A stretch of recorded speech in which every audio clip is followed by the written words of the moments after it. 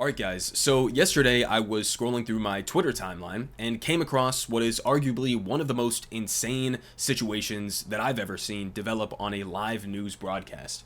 So here we have Fox News' Sean Hannity, who is interviewing this guy, Curtis Sliwa, who's apparently like the face of this Guardian Angels group, which is essentially just like a vigilante, wannabe cop, sort of like reactionary group that's actually been around since the 1970s. And what you're going to see here is them basically just committing a hate crime live on camera. So let's go ahead and watch this and I'll give you guys a little bit more information. If you divide 53 million by 500, that's a $106,000 debit card. Not a bad deal.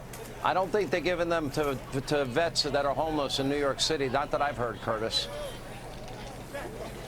Well, in fact, our guys have just taken down one of the migrant guys right here on the corner, 42nd and 7th, while all this is... Can you pan the camera? They've taken over. They've taken over. You'd like the camera over there if at all possible. Yep. Oh, you got your key open, guys.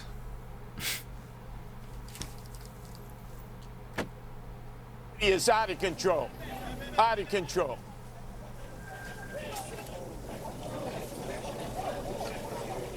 There.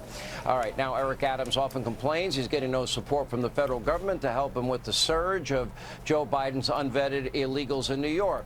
And that could be because of the so-called border czar is a little distracted right now. According to a report, Vice President Harris has now suddenly, quote, found her footing. And she's now apparently getting ready for a future presidential run of her. Okay, so what the fuck was that? I mean, they put him in like a headlock, wrestled him to the ground. Now, it gets even crazier when you hear about some of the surrounding context of this. So he started off this, first of all, the context of this is that they're doing a little segment here where they're doing their classic fear-mongering about immigrants. They're, invading the country. They're taking over, as Curtis was just saying there, right? We gotta take back our city and all this and that. And he tells them to pan the camera around because Curtis is claiming there's an illegal immigrant, a migrant, who is, committing some sort of a crime or something that requires them to step in and take the law into their own hands. Now, later on, we got further follow-up on this, right? So a little bit more on that.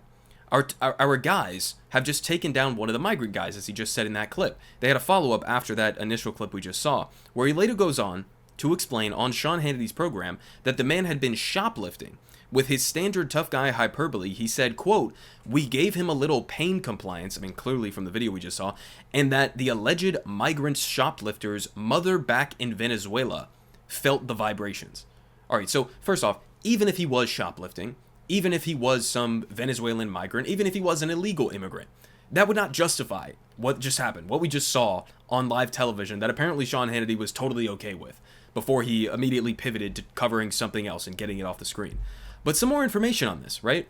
Turns out, here from NBC News, Guardian Angels restrain a man that they claim is a migrant shoplifter on live TV, later say they have no proof. No proof. So it turns out, according to the NYPD, that the person who they were just putting in a headlock and tossing on the ground was neither convicted of shoplifting or alleged to have shoplifted, nor was he even a migrant. He was a guy from the Bronx.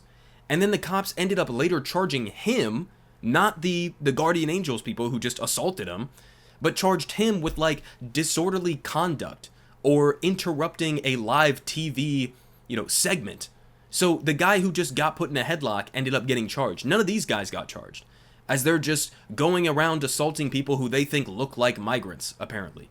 Or just see, I guess, somebody who looks like they may or may not be foreign or they're non-white, and then assuming that they're committing some sort of a crime. If you don't believe me, in my cap, maybe you think I'm going a little bit overboard here. Let's hear it directly from the man himself. Sliwa said that he had believed the man was a migrant. Why?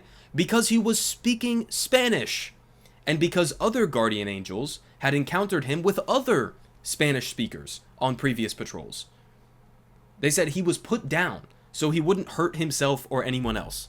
Well, it didn't look like he was hurting anybody. It looks like you guys were the ones who were assaulting him and doing the hurting in this situation. But I mean, it's very clear. We just saw a hate crime on live TV. being broadcast on the most watched cable news program in the entirety of the United States of America, and he didn't blink an eye. Because they were speaking Spanish. Have you ever been to New York? Have you ever been to any part of the United States of America in any major city? People speak Spanish. That's a very common occurrence in the United States of America, believe it or not. It's like the second most popular language in this country. Many Americans speak Spanish. Okay? Even many Americans speak Spanish as their first language. Wow, shocking, right? So to use that as a justification to go around and do like a citizen's arrest for somebody who even the police say later was not even shoplifting. There's no evidence for that claim. I mean, this is fucking insane, man. And so, I mean, obviously it's insane in the context of like the segment that they were doing on Fox News to, again, fearmonger about immigrants while you're interviewing like the leader of this reactionary fascist gang that's going around committing hate crimes. So it's insane in that sense. It also, is important to point out the context of the broader politics of immigration that we're dealing with right now in the United States. I mean, even Democrats under Joe Biden's leadership have completely pivoted to the right on immigration.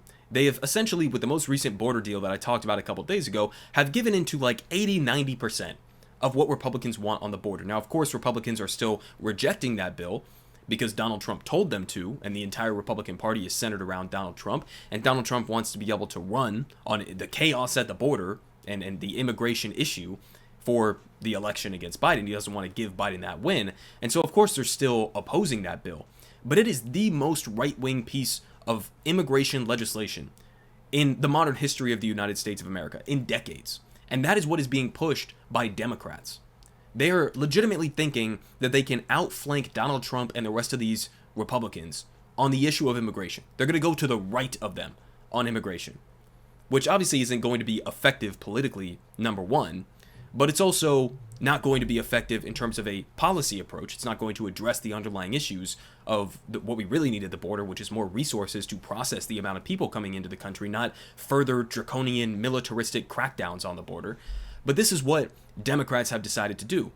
And it's on multiple different issues, right? They do this with the police as well, where they say, Republicans are opposing XYZ bill to give more money to cops. See, we're actually much more pro-cop. Republicans are the anti-cop people, right? They do this on almost every single issue, where they just shift to the right, delusionally believing that this is going to somehow help them in an advantageous way for the next election cycle. It's not.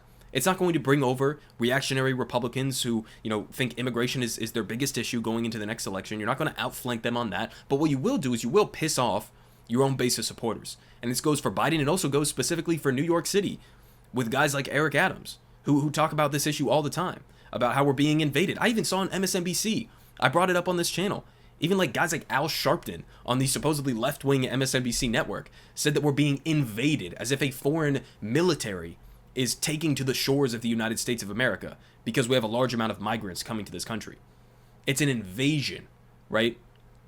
And so that's sort of the political situation that we're dealing with right now, where both sides of the political spectrum, Democrats overwhelmingly, except for a handful of them, and Republicans entirely, are entirely focused on just demonizing immigrants and pretending as if the issue of immigration is a national security threat instead of a logistics issue, which is exactly what it is. And, the broader conversation here is, it's really centered around, I guess, like, whether or not you believe immigration is even good for the country in the first place. I mean, obviously, we're a nation that is supposedly built on migrants coming from all corners of the earth to come here, to start lives, to build communities, and, we have an incredibly diverse culture in the United States of America. But even just, like, in a modern sense, do you believe that immigration is a good thing or a bad thing for the country? And there's a significant portion of the country who believe that it is a net negative to allow people into the country. Some people want to completely shut the border down. Even Joe Biden is saying we hit a 5,000 per day average threshold, and then we shut the border down, remove people's legal constitutional right to claim asylum, to try to come here and have their due process. And at the end of the day, I mean, it's counterproductive again politically, but also substantively, because immigrants help this country. They help every country for the most part.